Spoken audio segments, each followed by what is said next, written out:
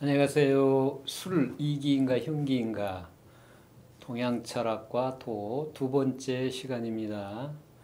자, 이 시간에는 지난 시간에 이어서 우리가 도와 기 관계 또는 도와 술 관계를 어떻게 볼 것인가 하는 문제를 중심으로 해서 살펴보도록 하겠습니다. 우리가 지난 시간에 말씀을 드렸듯이 도와 기 또는 성과 명은 그것을 논하고 그것을 말하는 인간과 별개의 것이 아니다, 별개의 존재가 아니다라는 말씀을 드렸는데, 이제 우리가 그 도와 기의 관계를 파악하기 위해서는 채용상이라는 개념을 사용하지 않을 수가 없습니다. 본체와 작용 그리고 현상이라는 이제 그 세 가지인데, 이걸 줄여서 그냥 채용상 그럽니다. 그러니까 이 사실은 본체가 도고 도 또는 현상이 기라면 이 도와 기가 도가 그대로 나타나는 게 기인데, 그러나 기는 도가 아니거든요. 그러죠? 무슨 얘기냐면요, 도가 그대로 기로 드러나지만 그 기는 다양한 모양으로 드러나기 때문에 각각의 모습을 가진 그 물건 그 자체가 바로 도는 아닙니다. 그래서 이 양자의 관계가 도를 중심으로 보면은 이것저것에 분별이 없지만 나눠지지 않습니다. 이것과 저것이. 그러나 여기서 분명히 나눠지죠. 그러니까 문제가 무엇이 일어나냐면 이제 그 모순이 일어납니다. 모순. 즉 현상을 중심으로 얘기하는 과학적인 그 주제와 도를 논하는 이제 주장 또는 이론 체계가 각각 지시하는 내용이 다르기 때문에 이거 방법도 다를 수밖에 없어요. 그래서 과학적인 방법은 실험과 관찰을 통해서 뭐를 해요? 분합을 하는 거잖아요. 특히 분석을 하는 거지만 인문학은 어쩐다고 그랬어요? 통합을 해요. 통합. 다릅니다. 그래서 어떤 주장을 제기를 해도 어때요? 어떤 주장이나 이론을 제기하면 그 다음에 이건 반드시 이론일 수밖에 없죠. 이론이 어때요? 이론 중심으로 가지 실천은 문제가 안 됩니다만, 인문학에서는 이론과 실천이 둘이 아닌 삶이 중심이 돼요. 여기서는 삶이 아니라 이론이 중심이 돼요. 그러니까 어떤 주장을 할 때는 반드시 어때요? 그 주장을 논증하고 증명해야 되잖아요. 논증 또는 증명을 해야 됩니다. 근데 여기서는 어때요? 동양철학에서는 이론과 삶인데, 이게 이론이 단순하게 이론이 아니고 어때요? 자증을 해야 돼요. 스스로 증명을 해야 된다. 그 말은 무슨 얘기예요? 자각을 해야 된다. 내가 그 실제로 깨달아야 된다. 그런 얘기입니다. 지성지천해야 된다. 성품을 알고 도를 알아야 된다. 이게 차이예요. 그러니까. 그래서 현상과 본체를 나타내고 표현하고 접근하는 방법이 이처럼 다르다는 얘기는 어느 것의 문제예요? 본체와 현상의 문제가 아니라 그걸 논하는 인간의 문제이다. 즉 인간이 뭐를 해요? 뭐를 합니까? 이제 작용을 하잖아요. 인간의 작용에 따라서 뭐가 달라진다고요? 현상에서 논하는 현상의 우리의 삶도 달라지고, 이론들, 학문도 달라지고, 이론도 달라지고, 다 달라지죠. 변화가 일어나죠. 그럴 뿐만 아니라 세상도 변화합니다. 내가 그럼 뭐 이렇게 바람을 쏘면 뭐 이게 넘어가고, 이런 의미로 이해를 하시면 절대 아닙니다. 그거. 현상은 현상으로 이해를 하셔야 돼요. 그런 게 아니에요. 우리는 이 세상을 이해를 할 때 절대로 글자 그대로 보지 못합니다. 감각기관을 통해서 우리가 알기 때문에 편집하고 구성된 세계를 봐요. 그래서 세계 자체를 볼 수가 없습니다. 그걸 누가 그랬죠? 칸트가 그랬잖아요. 구성설에 의해서. 물 자체는 볼 수가 없다. 그게 순수 이성 비판이에요. 순수 이성의 한계를 비판한 거죠. 그러면 그걸 극복할 수 있는 건 뭐예요? 종교적인 실천 이성. 도덕, 실천을 통해서 극복을 한다는 얘기는 뭐냐면요, 그게 삶을 통해서 실천하고 함께 살아감으로써 나도 그 물 자체도 대상으로서 세계 자체도 함께 변한다는 거거든요. 그러니까 우리가 우리가 생각하는 나 밖의 대상으로서 우리가 무관한 그냥 객관적인 자연이 있다고 생각하면 큰 오산이에요. 그 자연을 내가 변화시킨다고 생각하니까 이제 동양의 도학이나 특히 불교에서 일체유심론 모든 것이 마음이니라 마음만 바꾸니 천국이 저기 있다 그러니까 오해를 할 수가 있죠. 마음으로 천국도 만들고 우주를 다 만들어낸다는 얘기야. 천지창조한다는 얘기냐. 개념이나 이런 것을 만들어내는 건 사실이죠. 아까 말씀으로 창조했다는 것처럼. 근데 그거 조심을 해야 돼요. 무에서 유 아무것도 없는 그런 세상은 없거든요. 절대 그렇지가 않습니다. 그러니까 이게 무에서 유를 창조한다는 건 유와 무를 구분해서 이분법적으로 사고할 때 나타나는 사유구조입니다. 그러니까 그것과는 전혀 다르다라는 걸 이해를 하셔야 됩니다. 그것과는 전혀 다릅니다. 그러니까 다른 차원에서 다른 관점에서 이해를 하셔야 돼요.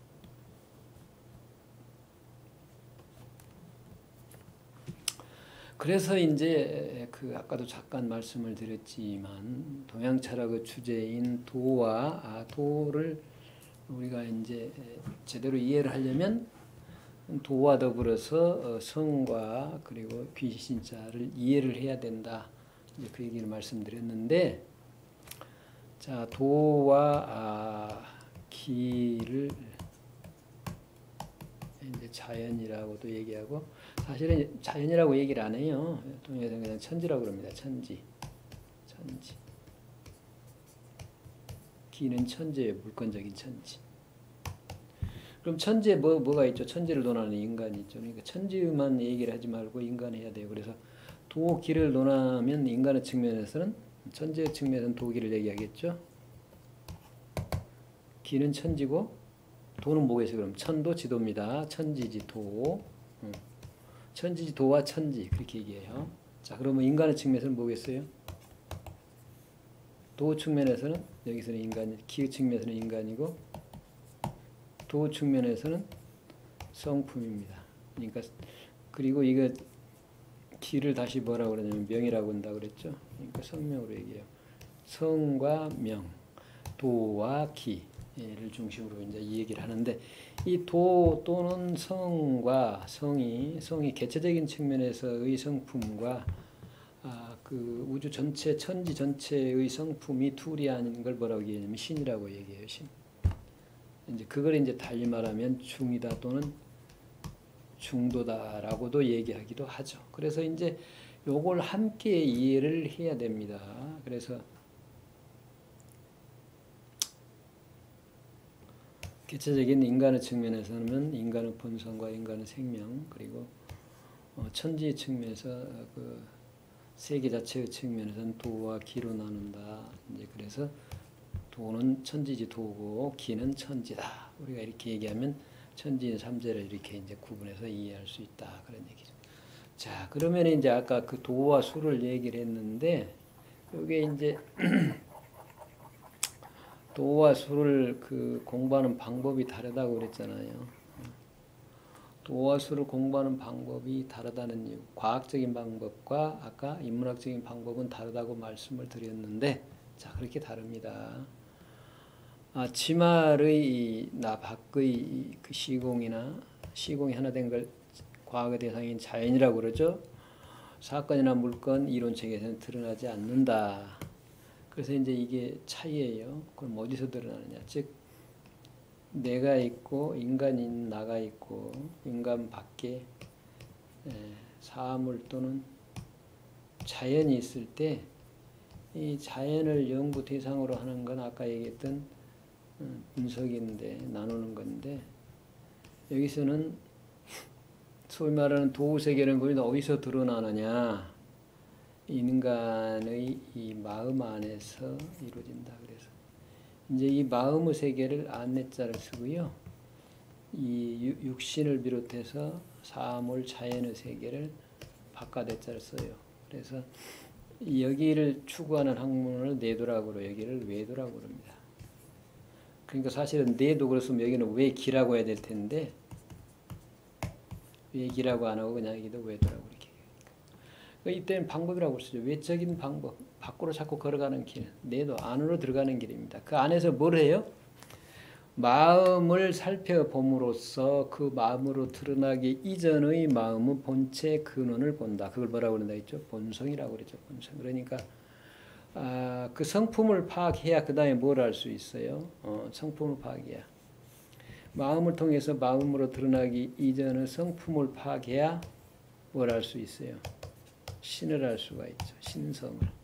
그러니까 우주와 내가 둘이 아닌 자리를 파악할 수 있다 그런 얘기입니다. 그래서 이제 그 대부분이 그 불교나 유학이나 특히 주역 같은 게 보면요, 우리는 주역이 수로 측면에서 보면 자꾸 그 물리적인 시간을 중심으로 해서 내 미래가 다가오는 미래가 운명론적으로 결정돼 있고 그걸 파악하다 보면 그게 나에게 그 길한 것인가 흉한 것인가 나타낸 것으로 그 이해를 합니다만 전혀 그렇지가 않아요. 그 속에는 주역은 전부 내적인 성찰입니다. 마음을 통해서 마음으로 드러나기 이전의 나의 본래 면목인 성품을 깨닫는, 즉 지성의 문제를 나타내고 있는 게 바로 뭐예요? 주역입니다. 주역. 그러니까 우리는 지금까지 주역을 어떻게 봤어요? 수로 측면에서만 봤지 도우 측면에서는 보지 않았다 그 말입니다. 그래서 앞으로는 주역을 여러분들 술로 보지 말고 도로 한번 보자. 그런 얘기를 말씀드릴 수 있고, 제가 주역과 중국역학 또는 중국 사상의 연원인 주역을 전공하고 그걸 바탕으로 해서 유가불가 도가를 공부를 했고, 또 한국 사상인 한국역학인 정역을 바탕으로 해서 고조선 사상으로부터 한국 사상, 한국 불교, 한국 유학을 전공했기 때문에, 공부를 했기 때문에, 연구를 했기 때문에 이걸 파악할 수가 있습니다. 그래서 여러분들이 주역의 내용이 그 수의 관점에서 인간의 그 기륭을 점치는 그런 텍스트라고 생각하는 건 잘못되어 있다. 그렇지 않습니다. 사실 그런 건 의미가 없죠. 아까 말씀드렸잖아요. 전 시간에 말씀드렸죠. 그 모든 것들은 전부 오늘날의 과학기술에 다 뒤바꾸고 마음대로 주물을 수 있는 거다. 그러니까 그걸 차라리 공부하지 말고 동양철학의 도를 공부를 해서 오늘날 발달한 과학기술을 하나로 해서 우리 각자의 삶을 새롭게 하고 우리 대한민국의 삶을 새롭게 하고 인류 삶을 새롭게 할 수 있는 길을 제시하고 함께 살아가야 된다. 그 길을 걸어가야 된다. 그런 말씀을 드렸던 거죠. 그래서 내적인 성찰을 한다 그 말입니다. 내적인 성찰. 마음 안으로 들어가서 마음 안으로 드러나기 이전의 성품을 본다 그런 얘기죠. 그래서 이제 주역이 보면 어떻게 돼 있냐면요. 주역이 6효계로 돼 있어요. 여러분 충천건계를 한번 보면 이렇게 돼 있거든요. 이렇게 6개를 해놓게 돼 있는데 이게 2개씩 이거는 구조가 어떻게 돼 있어요. 여기는 지 가장 아래 차원. 그래서 두 번째 여기서 변화가 일어나서 여기는 천, 하늘의 세계에 도달하는 이런 구조로 되어 있습니다. 그래서 초에서는 여기는 입지래요. 입지. 내가 뭘 하냐면 대인의 도를 따르겠다. 즉 도를 주체로 하는 사람을 따르겠다. 소인은 어때요? 본능을 주체로 사는 사람. 도가 아니라 본능을 주체로. 즉 명을 주체로 사는 사람이고 대인은 어떻습니까? 성품을 주체로 사는 사람이에요. 그래서 대인의 삶을 살겠다는 얘기에서 뜻을 세우는 거죠. 그러면 이제 여기 이혼 어떻게 했어요? 뜻을 세우고 가만히 있습니까?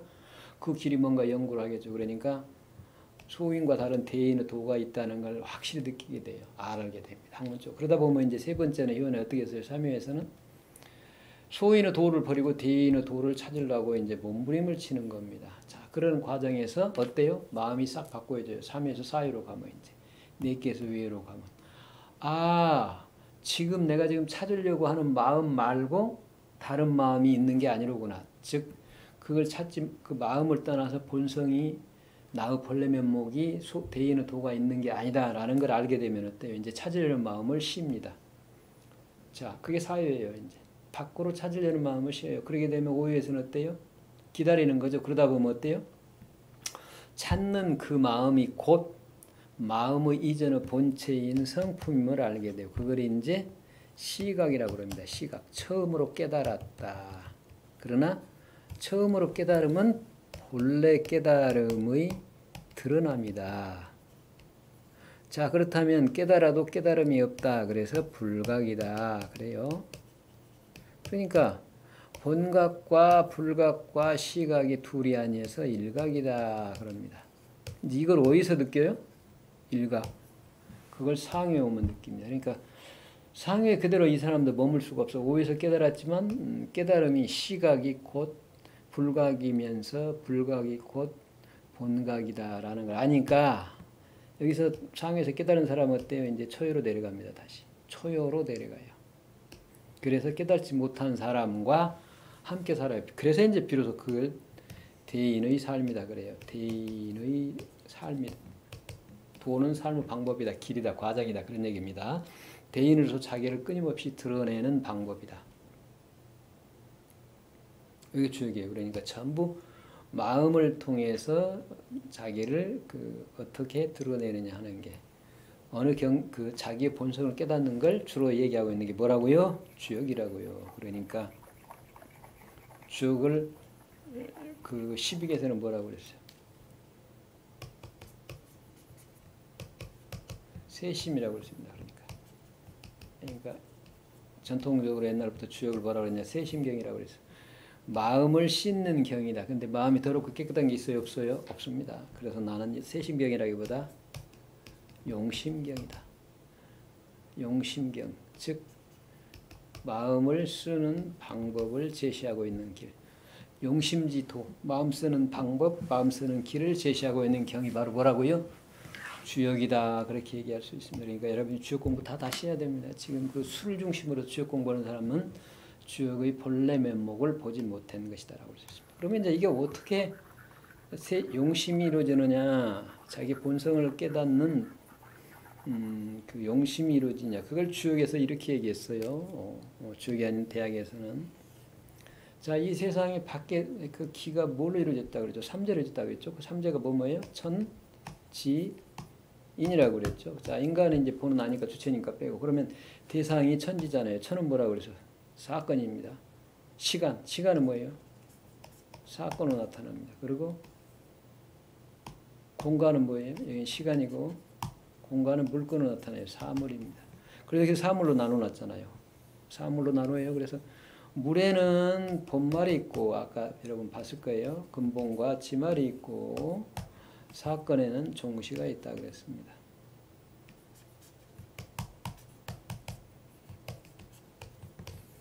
종시. 여기는 시종과 종시는 다르죠. 시초에서 종말로 가는 건 물리적인 시간의 관계이고 그 시간이 나타난 이전의 근원은 시간성은 종시라고 그래요. 그러니까 이제 물이 본말하고 물건의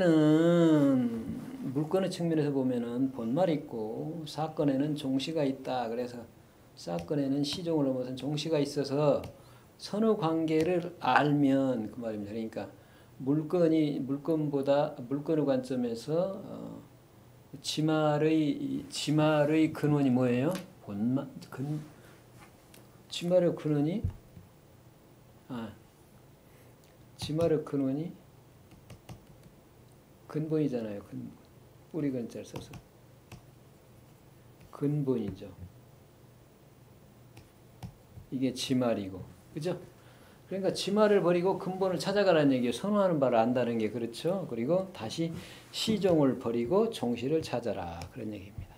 자, 그러면 뭐 하된다고요? 도에 이른다. 그러니까 도에 이르는 방법, 개체적인 측면에서는 성품에 이르는 방법이 도에 이르는 방법이다. 이제 그런 얘기를 하고 있어요. 그럼 어떻게 그게 가능한가 한번 살펴볼까요?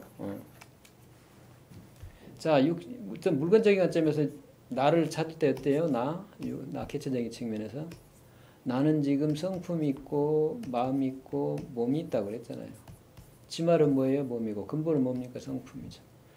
그러니까 육신을 알아보지 말고 마음을 통해서 뭘 봐요? 마음으로 드러나기 전에 성품을 본다는 얘기죠. 이게 이제 물건적인 관점입니다. 그러면 성품을 통해서 이제 그 다음에 성품을 그러면 본성을 어떻게 봐야 하냐 그런 얘기죠. 물건적인 관점에서요. 시종의 차원에서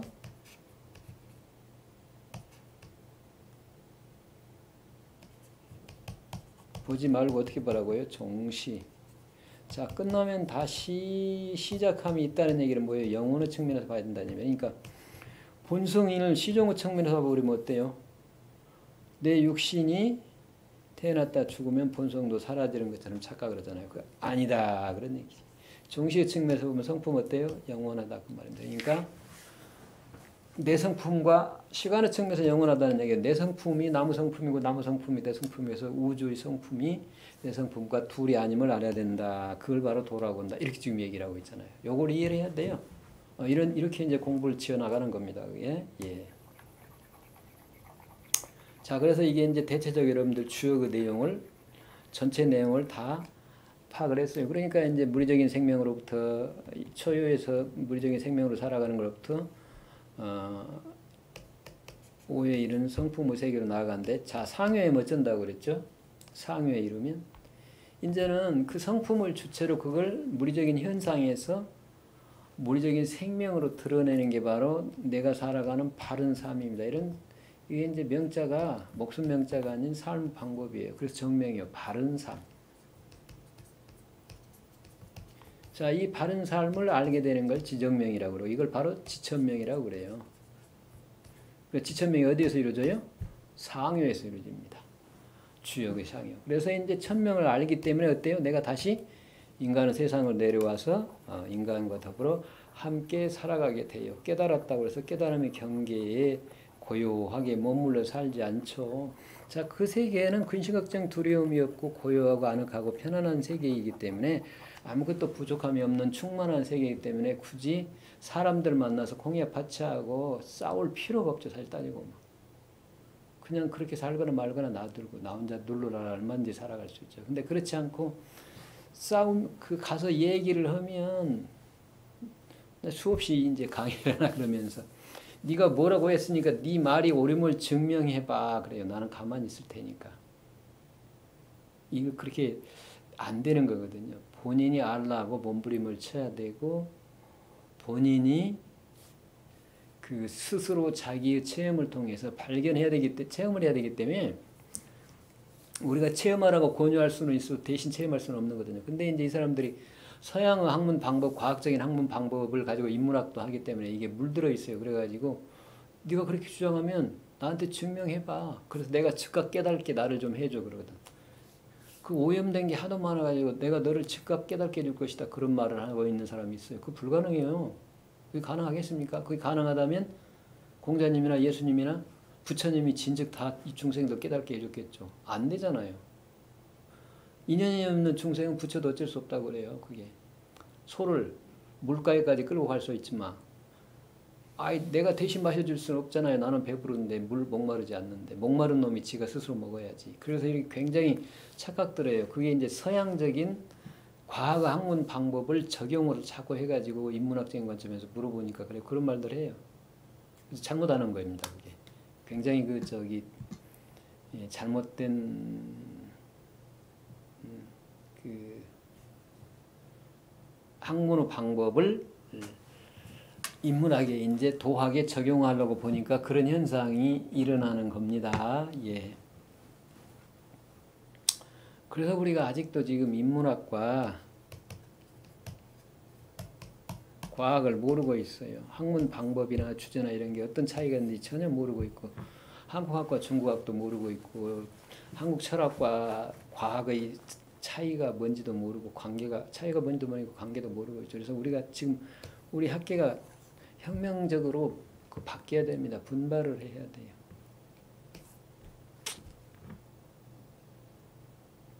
그래서 여러분께 자꾸 이런 말씀을 드립니다. 그야말로 학문에 혁명적인 변화가 일어나야 된다. 사실은 그러니까 그건 뭐예요? 지금 이 문제는 교육혁명이 다시 한번 일어나야 돼요. 우리가 먹고 사는 일을 해결할 수 있는 지식을 습득하는 교육을 통해서 우리가 교육화를 통해서 교육혁명이 이루어졌지만 이제 그건 질적인 게 아니고 양적이고 이제는 질적으로 바뀌어야 돼요. 질적으로 내 본성을 깨달아서 내가 누구인지를 알고 본성을 주체로 살아가는 삶의 방법을 체득하는 교육을 시켜야 됩니다. 이제 이게 진짜 교육이고 교육혁명이에요. 이게 이제 인문학입니다. 그러니까 인문학은 과학을 하든 뭐 사회학을 하든 뭘 하든 인문학을 모르고서는 과학이나 사회학이나 할 수 없게 돼 있습니다. 공학이 됐든 뭐가 됐든. 이 관계를 우리가 진정하게 이해를 못하기 때문에 오늘날 교육이 제대로 교육다운 그 교육이 이루어지지 않고 자꾸 그 이념에 물들은 이상한 교육을 하니까 그 교육에서 의해서 길러진 사람들이 결국 뭐를 해요? 그냥 좌우로 나눠서 이분법적인 사고라고 내 편 아니면 전부 원수다라는 생각만을 가지고 옳은 거 아니면 그런 것을 얘기를 하는데 옳고 그름을 넘어서 있는 차원이 있다고 그랬잖아요. 지, 부지, 알고 모르고를 넘어서 있는 차원이 있다고 그랬죠. 그러니까 무지라고 얘기할 때 이 무지의 차원이 무식하다는 얘기만 단순하게 있는 것은 아닙니다. 지, 부지를 넘어서 있는 차원에서 무지를 얘기하거든요. 논어에서 나오는 얘기입니다. 그러니까 이게 서로 달라요. 개념이 가리키는 차원이 경지가 전혀 다릅니다. 그러니까 여러분들이 좀 그런 점을 이해를 하시기 바랍니다. 자, 그러나 어쨌든 이제 이게 지금 도와 기를 나누어서 분합적인 사유로 하는 분합적 사고를 하고 이론 체계를 내세운 게 바로 중국 철학이고 중국 사상이기 때문에 무엇의 관점에서? 형이상의 관점에서. 그래서 어쩔 수 없이 지금 우리가 얘기하고 있는 건 전부 중국 철학적인 논의입니다. 지금 중국 철학적인 논의요. 이건 한국 철학과는 다릅니다. 자, 이걸 얘기를 어찌 보면 하겠지만 일단은 이걸 알아야 이제 비로소 뭘 알 수 있어요? 한국 철학의 특징인 생성적 패러다임을 통해서 이해를 할 수 있기 때문에 그래요. 그래서 일단 이 내적인 성찰을 논어에서는 수기라고 그래요. 나를 닦는다 그러니까 뭐 내가 더러워서 목욕탕에서 깨끗이 씻는 게 아니고 아까 얘기했잖아요. 수기는 곧 수심인데 그 수심이라는 게 마음을 어떻게 닦을 수 있나요? 물건이 아닌데 어떻게 닦아요? 그래서 실제 수심은 뭐라고요? 용심이다. 그러니까 용심지법을 마음 쓰는 방법을 바꾸는 거다. 그렇게 얘기할 수 있습니다. 그러니까 용심지법을 바꾸는 게 바로 뭐라고요? 패러다임을 바꾸는 거라고요.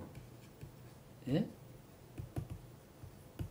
패러다임을 바꾼 거, 시프트 이동하는 거다. 그래서 우리가 살아갈 때 몸으로 감각 지각을 통해서 분별 의식에 의해서 지식과 정보를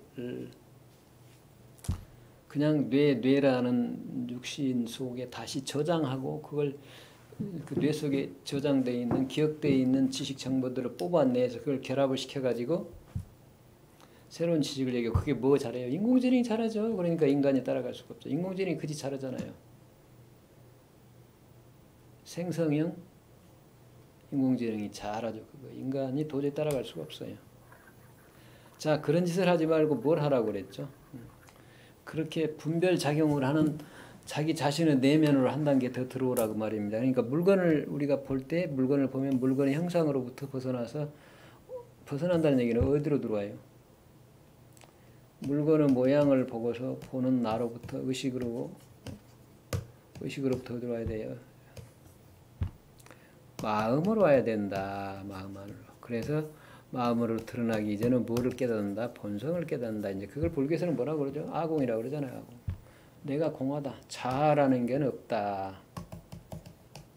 그래서 이 본성의 세계를 뭐라고 얘기해요? 자아와 대응하는 뭐라고 그래요?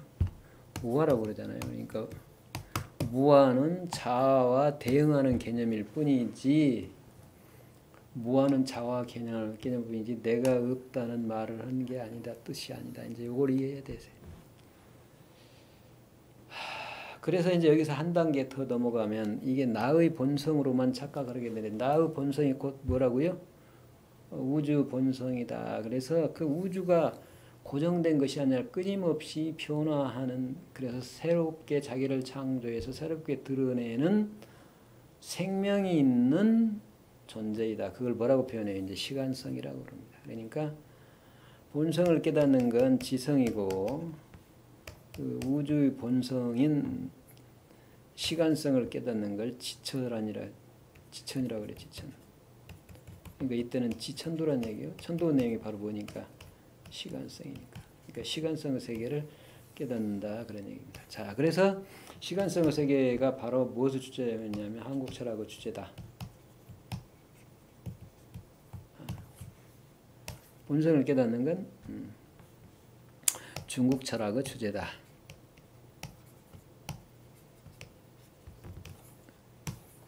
그러니까 형이상의 세계에 머물러 있는 게 머무르고만 한다는 게 다릅니다. 이거 차이를 이해를 해야 돼요. 예.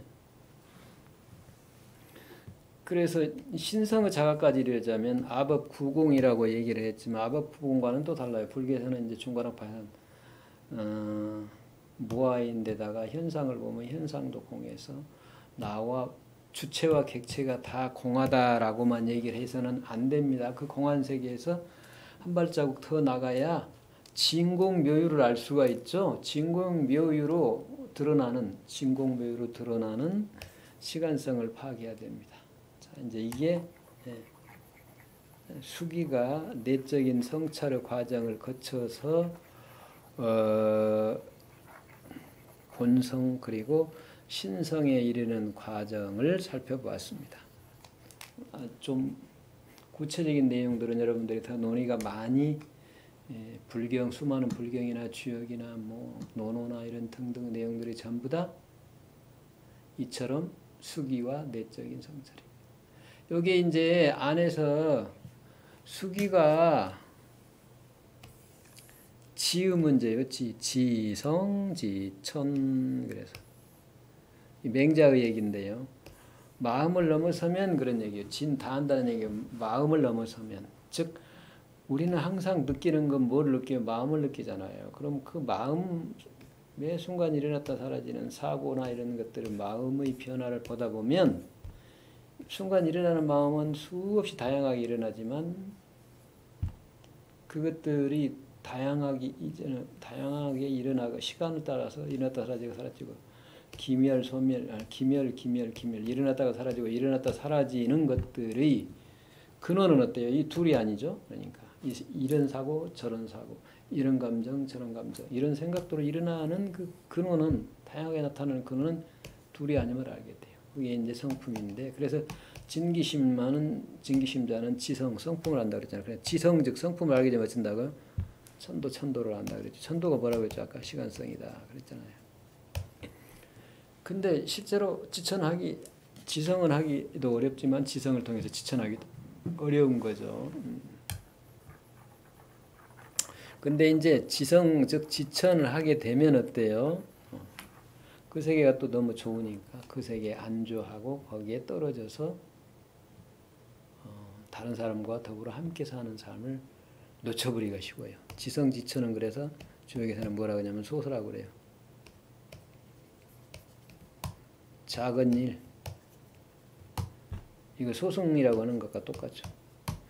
자 그래서 일단 지천이 됐으면 지정명이 됐다는 얘기거든요. 지천명이라고 얘기를 해요. 그러니까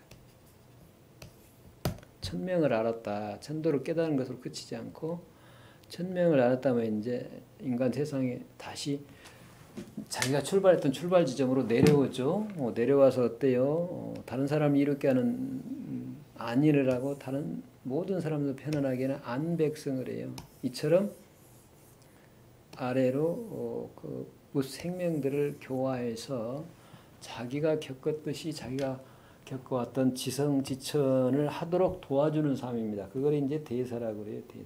큰 대자를 써서. 요게 이제 큰 수레라 그래서 큰 수레 타고 간다. 대승이라. 그러니까 이 대사로 살아가는 사람이 바로 산호 방법이 대인의 도입니다. 요거는 소인의 도고. 그러니까 요즘에는 소인의 도라는 게 뭔가 그 자기 욕심만 부리는 게 소인의 도가 아니에요. 이게 큰 소인이 이미 뭘 해야 돼요? 입지를 통해서 대인의 도로 살겠다는 뜻을 이제 발심을 하고서 마음을 내고서 그런 삶을 살아가야 비로소 어떻습니까? 대인의 삶이 이루어지는 거죠. 그러니까 그러한 삶을 살아야 비로소 사람다운 삶을 살았다고 할 수 있어요. 그러니까 주역에서는 그걸 이제 도로서 천하를 제도해준다, 건너게 해준다. 이 세상에서 근심, 걱정, 두려움으로 가득 찬 고통의 삶으로부터 편안하고 안락한 행복한 삶으로 옮겨준다. 그건 패러다임 시프트. 패러다임 이동을 통해서 가능하다. 그러한 삶을 뭐라고 그래요? 그러한 삶을 바로 대인의 삶이라고 그런다. 그런 얘기입니다. 그러니까 주역에서는 길과 흉을 말한다고 그래서 길이 이게 소인이라고 그러고 이게 대인이라고 그런다고 그래서 소인의 길이 다른 길이 아니고요. 깨달음마저도 나 중심으로 가면 소인의 길이라는 얘기죠. 본능적으로 본능에 따라서 자기 욕심만을 부리며 살아가는 사람도 소인의 삶이지만 욕심을 더 크게 키워서 자기 개인의 그 근심 걱정 두려움이 없는 삶만을 추구하는 것도 흉한 삶이다 얘기죠. 그래서 이걸 벗어나서 모두가 행복한 삶을 사는 거다. 그렇게 보면 이제 조심할 게 있어요. 이 자타를 구분해서 타인 중심으로 살아가는 얘기를 오해를 하거든요. 아니죠. 자리가 먼저 이루어졌잖아요. 내가 누르라람 하면서 근심 걱정 두려움 없이 살아가는 자유로운 삶을 먼저 알았기 때문에 남을 이롭게 하는 이타가 가능해서 자타가 다 이로운 삶을 살아갈 수가 있는 거죠. 자, 그러니까 이게 오해를 해서 자꾸 남을 위해서 살다 보면 남 중심으로 산다고 그러면 그것도 바보예요. 자기 중심으로 사는 것도 바보지. 욕심쟁이지만 자꾸 자기 삶을 살지 않고 남 중심으로 사는 것도 현명한 건 아닙니다. 왜? 자타 부리인데 나와 남이 둘이 아닌데 남을 위한다고 사는 것 자체는 잘못되어 있죠. 그런 삶은 살아서는 안 됩니다. 이게 이제 고통스러운 삶이 될 수밖에 없으니까요.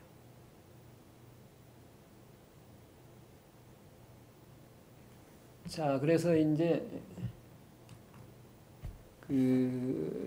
이어서 한국 철학과 동양 철학, 즉 한국 철학과 중국 철학이 어떤 차이가 있는 건지 좀 간단하게 살펴보도록 하려고 합니다. 자, 앞에서도 반복적으로 했지만 한국 철학의 주제는 시간성이다. 중국 철학의 주제는 공간성이고 서양 철학의 주제는 공간 또는 물건이다. 그러니까 여기는 사실 형이상적인 경계는 없습니다. 뭐 이데아니 뭐니 이게 자꾸 형이상을 얘기하고 해결의 형이상학 얘기합니다. 그런 세계는 실제는 그 형이상의 세계가 아니에요. 그래서 이게 차이가 있습니다. 그러니까 서양 철학은 공간 물건 중심이에요. 시간도 중심으로 하지가 않죠. 그래서 화이트헤드나 하이데거가 어쨌어요? 그 시간을 중심으로 해서 시간과 시간성을 자꾸 그 하이데거 같은 경우는 혼동을 했잖아요. 혼동을 했습니다. 그래서 어쨌든 그래도 시간을 중심으로 해서 존재, 여기 본질을 밝히려고 시도를 했지만 그게 실패를 했죠. 그때가 19세기에서 20세기잖아요. 그 19세기에 처음 이제 근대의 그 절대 시간과 절대 공간, 즉 절대 물건의 세계 가지고 유물론적인 세계관 가지고 쭉 17세기 근대 과학이 발전해 오다가 18세기, 19세기에 가면 자꾸 이제 비판의 이론이 일어나면서 그 시간 중심의 주제가 돼요. 그래서 이제 연력학이 일어나잖아요.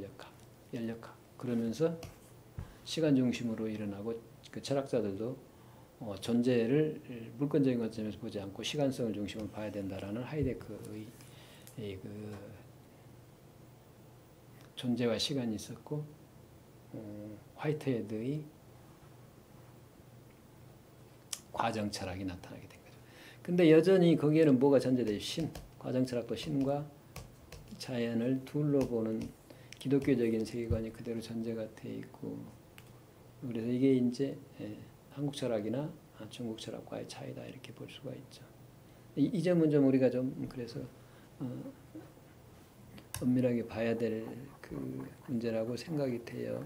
사고를 그러니까 깊이 해야 될 문제이다. 그러니까 사실은 서양의 철학에는 형이상학이 없다고 볼 수도 있고 분명히 형이상학이라고 그랬지만 형이상학이 아니에요. 그러니까 서양의 정교한 그리스도교 계통도 이게 잘못 그대로 지금 현 성경이나 이런 것을 그대로 문자 그대로 문자주의니까 문자 그대로 리터럴리즘이니까 문자 그대로만 이해를 해버리면 공간적인 물건적인 신, 실체적인 신을 찾는 거거든요. 그렇게 보면 여기는 세 가지 패러다임 가운데 이게 철저하게 형이하적인 패러다임이에요. 그러니까 서양 철학이나 서양 종교나 서양 과학이나 모든 게 다 형이하적인 패러다임이에요.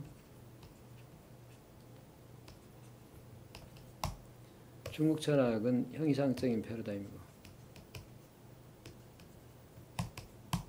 한국 철학은 생성적인 패러다임입니다. 이게 양자가 전부 이 양자가 하나로 결합이 돼 있으면서도 매 순간 끊임없이 다양하게 나타나요. 그러니까 이게 지금 순역이 둘이 아닌데 중국 철학은 여기에서 순으로 가요. 현상의 세계 갖고 이상의 세계인 여기가 도고 여기가 기라면 중국 철학은 그리스도교는 그냥 여기서 출발하잖아요. 안 올라갑니다. 뭐 저기 과학이나 물리학은 너무 당연한 거예요. 근데 이렇게 올라가 가지고 이렇게 다시 내려오기도 하는 게 바로 중국 철학이라면 한국 철학은 어때요? 이렇게 하되 이렇게 함이 없다. 그래서 둘이 아닌 순역이 불이입니다. 순역 불이. 중국 철학은 여기에서 순으로 올라가고 여기 달라요. 그러니까 그래서 서양 철학에는 형이상학이 없으니까 당연히 순역이 없죠. 그래서 한국 철학은 시간도 때 순역이 동시라는 얘기는 영원한 현재예요. 영원한 현재. 영원한 현재적인 시간관인데 중국 철학에서는 선형적인 시간이에요. 나선형. 여기 차이입니다. 그래서 당연히 얘기하면 서양 철학이나 서양의 종교는 그리스도교겠던 서양 종교도 뭐예요? 돼요? 직선형인 시간관입니다. 서양 철학은 서양의 종교는 다 직선형 시간관이에요.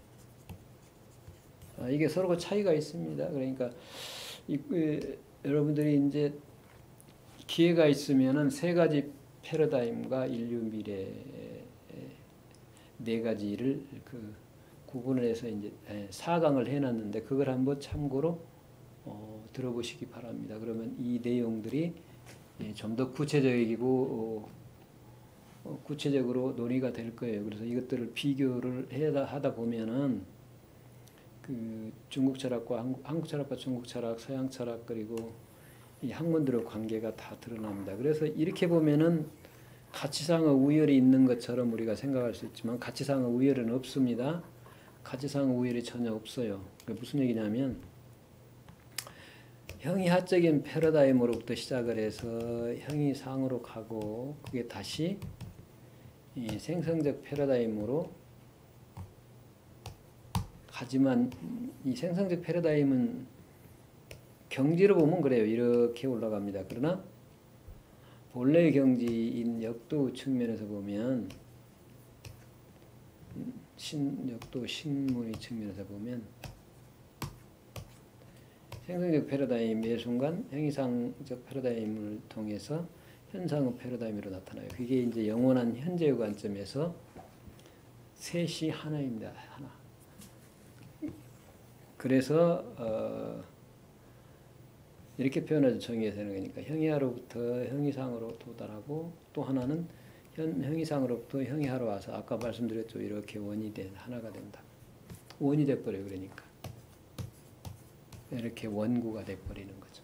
이게 바로 생성적 패러다임의 측면이에요. 그러니까 한국 사상을 통해서 우리가 한각을 기적을 일으킬 수 있었던 것도 그렇고 앞으로 우리나라는 물론 인류를 한 단계 더 업그레이드 시킬 수 있는 것도 이러한 한국 사상, 한국 철학의 특징 때문입니다. 동도서기를 했다고 해서 형이상적인 패러다임을 가진 중국 철학과 과학이 그러면 하나가 될 수 있느냐? 그게 뭐가 없어요. 운영하는 주체만이 있을 뿐이고 본성이라는 것이 있고 거기를 한 단계 더 나아가서 천도를 얘기하는 신성이 있습니다만 자꾸 역방향에서 이걸 깨닫는 문제와 이걸 실천하는 문제를 둘로 나눠놨어요. 즉 알무 문제와 행의 문제를 둘로 나눠놨기 때문에 이게 그 실천하기가 어려워요. 근데 반대로 홍철이 어때요? 행하라. 그러면 알 것이다. 그래서 행과 지를 바꿨습니다. 그래서 이걸 동시적이에요. 동시적. 행하면서 알고 알면서 또 행하는 그런 구조를 표현하고 있는 게 바로 뭐예요? 생성적 패러다임을 내용으로 하는 한국 철학, 한국 사상의 특징입니다. 그래서 한국 철학을 통해서, 한국 사상을 통해서 중국 철학적인 형이상적 패러다임과 서양 철학적인 형이사적인 패러다임이 하나가 될 수 있다. 우리가 그렇게 여러분들에게 얘기를 할 수 있겠습니다.